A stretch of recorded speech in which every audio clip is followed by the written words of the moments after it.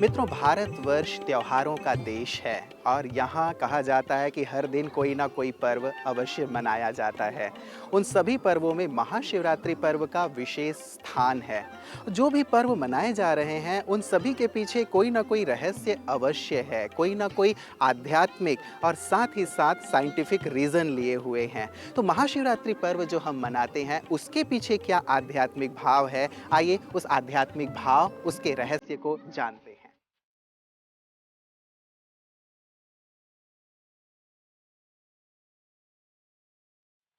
मित्रों, जब कभी हम शिव जयंती कहते हैं तो मन खुशी में झूमने लगता है, क्योंकि ये ऐसा पर्व है जो हमें खुशी प्रदान करता है। लेकिन साथ ही एक प्रश्न भी मन में उठता है कि यदि शिव जयंती हम कहते हैं तो क्या परमात्मा शिव का भी जन्म होता है? हम मनुष्यों के लिए तो कहते हैं कि वो जन्म मरण के चक्कर में आते हैं, लेकिन परमात्मा के लिए कहा जाता है कि वो जन्म मरण के चक्कर से न्यारे हैं।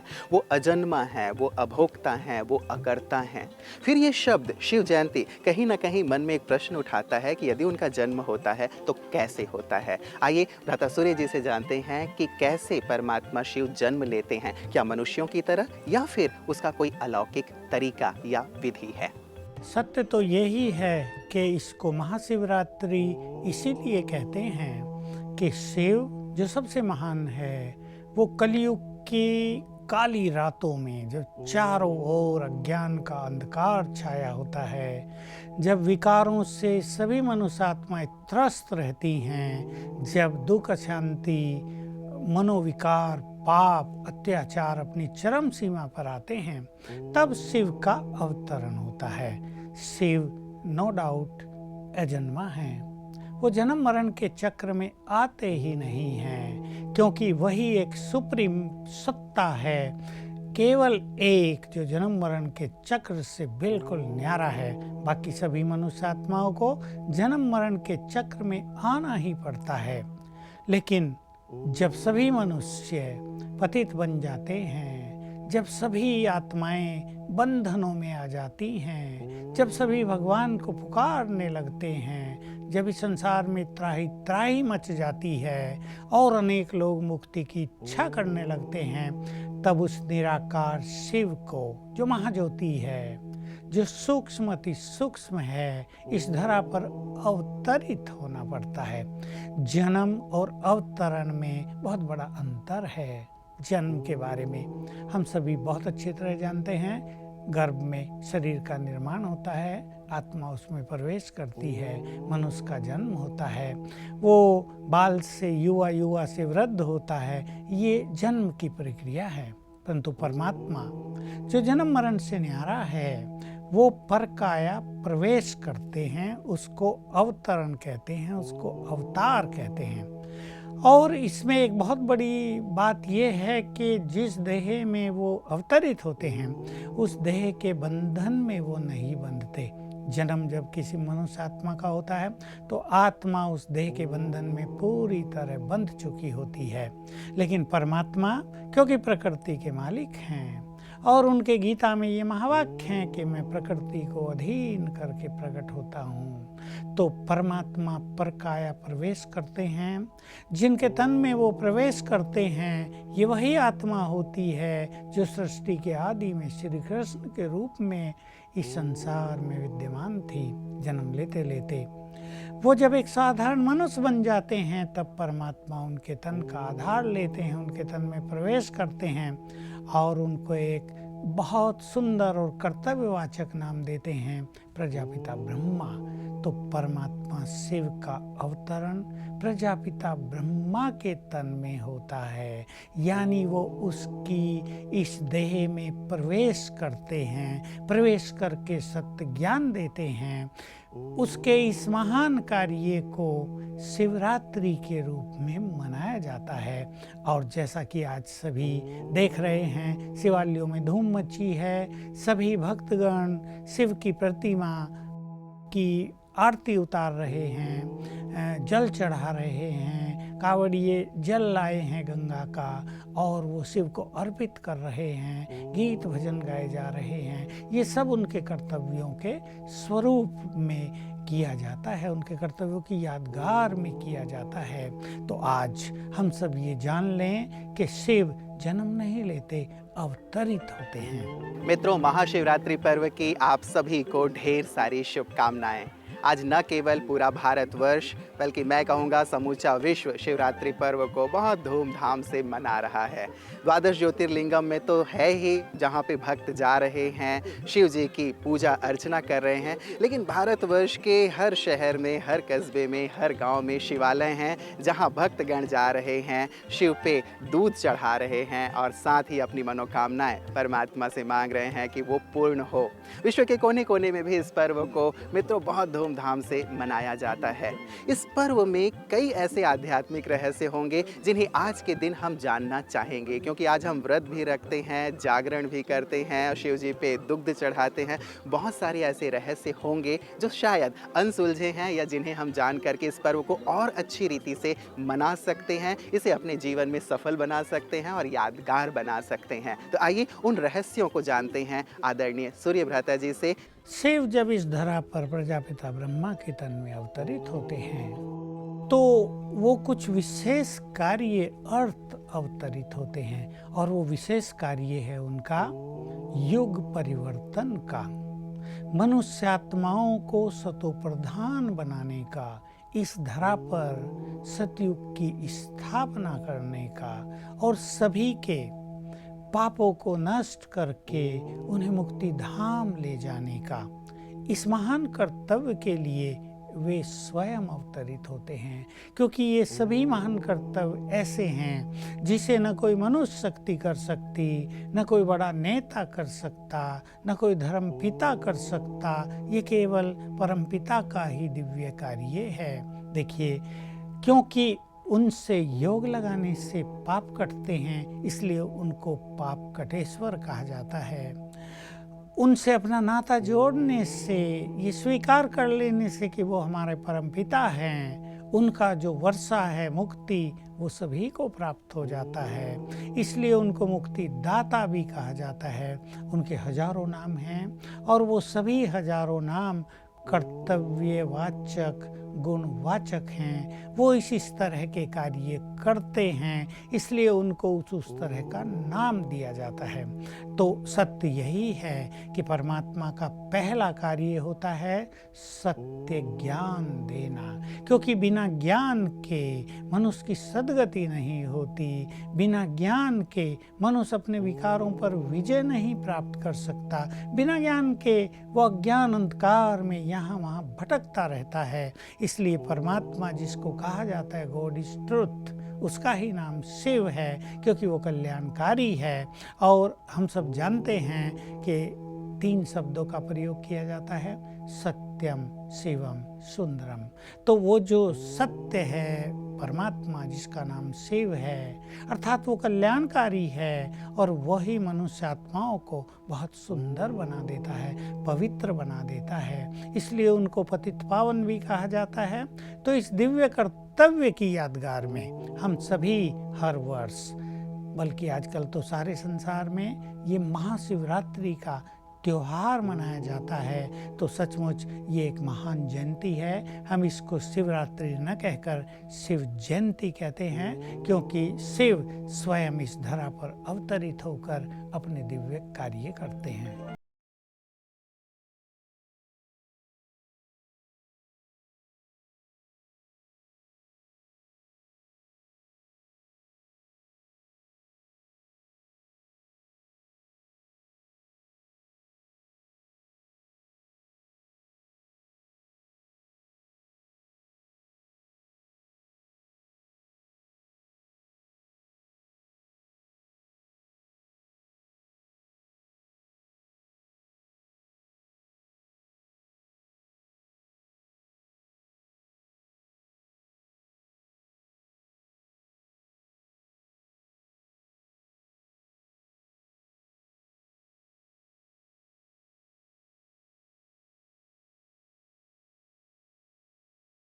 ये वास्तव में जो ज्योति स्वरूप परमात्मा है उन्हीं की बड़ी प्रतिमा है, क्योंकि वो इतना सूक्ष्म है, ज्योति है, उसको इन आँखों से भी देखा नहीं जा सकता। इसलिए उसके लिए एक शब्द यूज किया जाता है, निराकार। अब निराकार की पूजा कैसे हो, इसलिए भक्तों ने उसकी पूजा करने के लिए उसका ये बड़ा आकार बना दिया। इसको ही शिवलिंग कहा जाता है। शिवलिंग के बारे में लोगों के मन में बहुत सारे भ्रम भी हैं, लेकिन उन भ्रमों में किसी को भ्रमित नहीं होना चाहिए। ये निराकार ज्योति स्वरूप परमात्मा शिव की ही प्रतिमा है।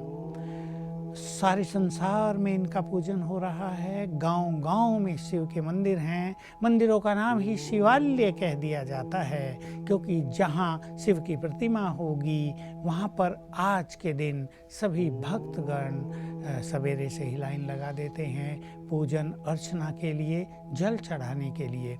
तो सच तो ये है, देखिए, कोई भी सत्ता, कोई भी मनुष्य, कोई भी महापुरुष यदि कोई महान कार्य न करे तो भला उसका गायन होगा ही कैसे। परमात्मा को हम प्यार का सागर कहते हैं, तो अवश्य उसने मनुष्य आत्माओं को बहुत ज्यादा प्यार दिया होगा। अगर वो प्यार न दे तो उसको प्यार का सागर भला कोई क्यों कहे। और क्योंकि उसने बहुत प्यार दिया है इसलिए वो भी सबको बहुत प्यारा लगता है। वो सुखदाता है। उसकी महिमा ये इसलिए है कि उसने आकर सभी मनुष्यों के दुख हरे, उन्हें अपरंपार सुख दिया। इसलिए उसकी महिमा में उसको सुखदाता कहा जाता है। अब जो बहुत सुख देता है वो तो प्रिय लगता ही है। वो शांति का सागर भी है। वो सभी को आकर बहुत शांति देता है। उसकी याद से ही शांति मिलती है। वो हमें याद दिलाते हैं, तुम शांति स्वरूप हो, शांति तो तुम्हारा स्वधर्म है। तो देखिए, कोई किसी अशांत व्यक्ति को शांत कर दे, मार्ग दिखा दे, तो वो कितना अच्छा लगेगा। परमात्मा आकर ऐसे ही सब पतितों को पावन बनाते हैं। तो परमात्मा ऐसे दिव्य कर्तव्य करते हैं, ऐसे महान कर्तव्य करते हैं कि वो सबको प्रिय लगते हैं। और सबसे बड़ी चीज कि वो सभी मनुष्य आत्माओं को दुखों से छुड़ाकर मुक्ति धाम में ले जाते हैं। इसलिए मुक्तिदाता भी वही है। हर मनुष्य की जो जन्म जन्म की एक श्रेष्ठ इच्छा रही थी कि हमें मुक्ति मिले, तो परमात्मा सत्य ज्ञान देकर, राजयोग सिखाकर, सबको पापों से मुक्त करके और विकारों से मुक्त करके मुक्ति धाम में ले जाते हैं। इसलिए ये सबसे बड़ी मनोकामना पूर्ण करने के कारण वो सबको बहुत प्रिय लगते हैं। और सबसे बड़ा कर्तव्य उनका, जिसकी हम चर्चा कर रहे थे, कि वो इस कलयुग को सतयुग में बदल देते हैं। वो युग परिवर्तन कर देते हैं, जैसे वो रात को दिन में बदल देते हैं। इसलिए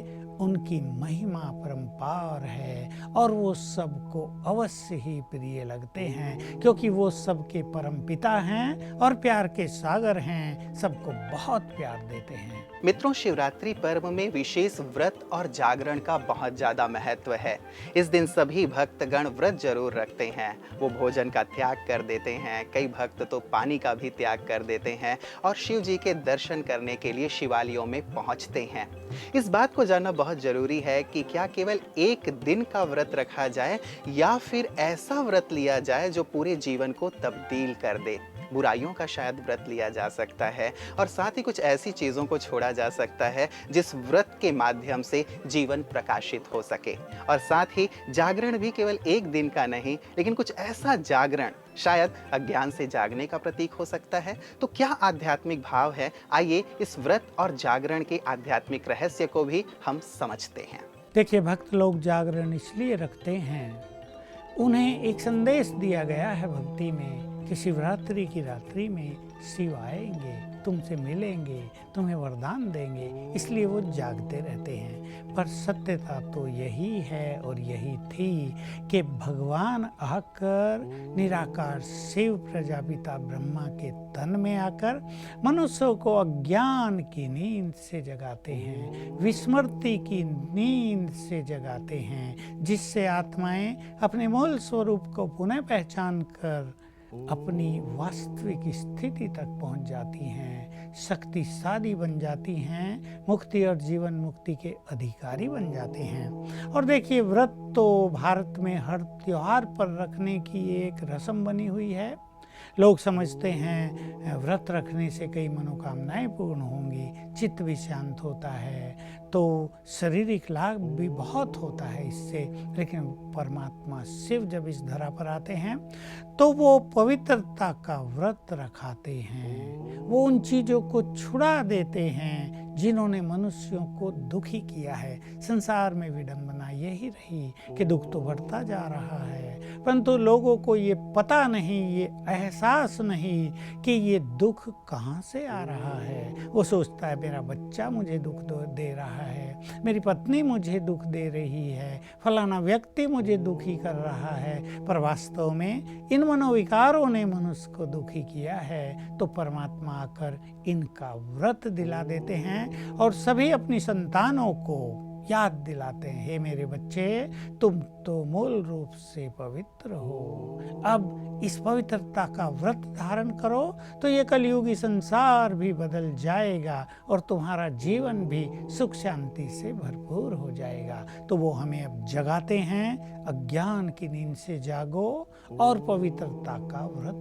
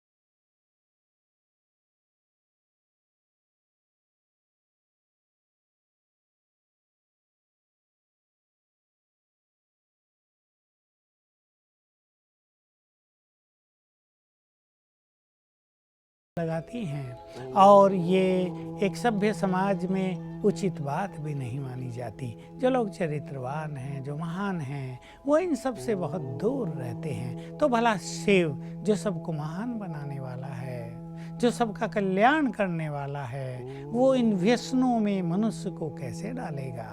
और वो स्वयं जो संपूर्ण पवित्र है, पवित्रता का सागर है, भला वो संकल्प से भी इन व्यसनों को कैसे स्वीकार करेगा? तो वास्तव में बात तो ये थी कि जब शिव का अवतरण इस धरा पर हुआ था तो उसने सभी को ईश्वरीय नशा चढ़ाया था, नारायणी नशा दिया था, एक मौलाई मस्ती दी थी, उसमें आत्माएं झूम उठी थी और अपने देह भान को भूल गई थी, इन विकारों को पूरी तरह से समाप्त कर दिया था। ये मौलाई मस्ती, ये ईश्वरीय नशा मनुष्य के चित्त को एकाग्र कर देता है, मनुष्य के मन की भटकन को समाप्त कर देता है। तो वास्तव में यही जानने योग्य बात है कि न शिव इन चीज़ों को स्वीकार करते और न किसी को इनके सेवन की इजाज़त देते हैं। ये भक्तों की अपनी बहुत बड़ी गलती रही। इससे धर्म बदनाम हुआ, भक्ति बदनाम हुई। अब हमें इसके सत्य स्वरूप को पहचान कर ईश्वरीय नशे की ओर बढ़ना चाहिए, एक मौलाई मस्ती में रहना चाहिए। मित्रों, सदियों से हमारी कामना रही है कि हम परमात्मा से मिलन मनाएं। कैसे हम उनसे मिल सकते हैं, कहाँ मिलेंगे वो? शायद इसी कामना को लेकर के हम मंदिरों में जाते रहे हैं, व्रत करते रहे हैं, जागरण करते रहे हैं, कैलाश की यात्रा करते रहे हैं, जो बहुत ही दुर्गम यात्रा रही है। लेकिन अब तक परमात्मा से वो मिलन का अनुभव नहीं हुआ, वो मिलन कैसे संभव हो सकता है? क्या हमें कैलाश में जाना होगा? क्या अब तक भी लंबे समय तक हमें पूजा अर्चना करनी होगी, या फिर परमात्मा से मिलन संभव है? तो सदियों की जो ये चाहना है, शायद कभी ना कभी तो साकार अवश्य हुई होगी। जब व्यक्ति किसी से एक बार मिला होता है, तभी बार बार उससे मिलन की चाहना होती है। कैसे हम परमात्मा शिव से मिल सकते हैं, कहाँ मिल सकते हैं, ये भी एक सुंदर सा प्रश्न है, जिसका जवाब सदियों से हमारी अंतर में दबा हुआ था। आइए उस सत्य रहस्य को भी जानते हैं, समझते हैं। बहुत सुंदर बात है। अगर वो हमसे कभी मिला ही ना होता तो उससे मिलने की इच्छा भी ना होती। लोग अमरनाथ में जाते हैं, विश्वनाथ, काशी और बहुत सारे जो शिवलिंग हैं जिनकी बहुत मान्यता है। लोग चारों धाम की यात्रा करते हैं और सोचते हैं शिव हमसे प्रसन्न हो जाए, शिव का हमसे मिलन हो जाए तो हमारा जीवन भी सफल हो जाए, हमारी भक्ति भी सफल हो जाए। तो वो मिलता अवश्य है और वो मिलकर इतना सुख देते हैं कि उनसे बार बार मिलने की उत्कंठा मन में जागृत होती है।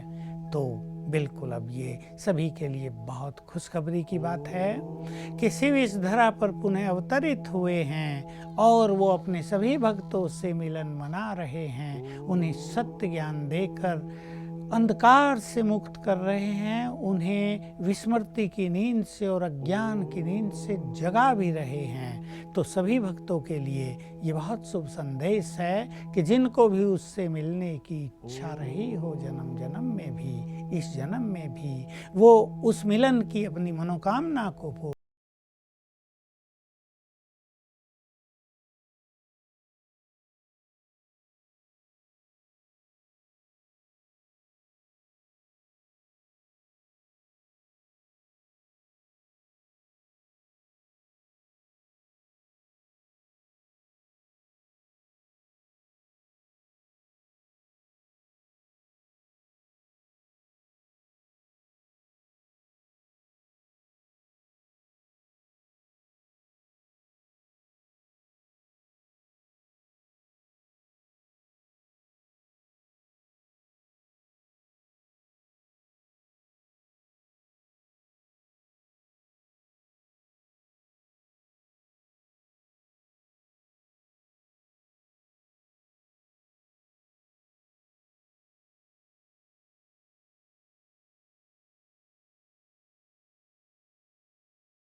दादा जी से जानते हैं। ये महाशिवरात्रि का पर्व न केवल हिंदुओं के लिए है, लेकिन ये सभी धर्मों की आत्माओं के लिए समान रूप से प्रासंगिक है, क्योंकि परमात्मा शिव सभी आत्माओं के परमपिता हैं। उन्हें कोई चाहे खुदा अल्लाह कहे, चाहे गॉड कहे, जिहोवा कहे, जो भी नाम अपनी अपनी भाषा में कोई दे, तो ये उससे मिलन का सुंदर समय है। मैं सभी धर्मों के अपने भाई बहनों को कहूँगा, जिससे तुम जन्म जन्म मिलना चाहते हो वो अब तुमसे मिलने आ गया है। जिसको तुम युगों से बुला रहे थे वो अब तुम्हारा आह्वान कर रहा है। हे मेरे बच्चों, आ जाओ और मुझसे अपना जन्म सिद्ध अधिकार प्राप्त करो। वो आकर सत्य ज्ञान भी दे रहा है और मनुष्य की जन्म जन्म की सत्य की खोज समाप्त हो रही है। वो जन्म जन्म की भक्ति का फल भी देने आ गया है। अब सभी ने भिन्न भिन्न धर्मों में जिस तरह भी उसकी आराधना भक्ति इबादत की हो, वो सबका फल देने आ गया है। तो हम भी सबका आह्वान करेंगे कि सभी धर्मों के हमारे भाई और बहनों, आ जाओ, तुम्हारा परम पिता तुम्हें सत्य ज्ञान देने के लिए, तुम्हारी जन्म जन्म की मिलन की प्यास बुझाने के लिए आ गया है। आप जरूर पूछना चाहेंगे कि कहाँ आ जाएं? इसका ज्ञान हमारे सभी सेवा केंद्रों के माध्यम से आपको दिया जाएगा, पर विशेष रूप से परमात्मा का अवतरण आबू की पवित्र भूमि पर होता है। ये माउंट आबू संसार का महान तीर्थ है, जहाँ से संसार को सच्चा प्रकाश मिलता है, जहाँ से संसार के सभी धर्मों की आत्माओं की सद्गति होती है।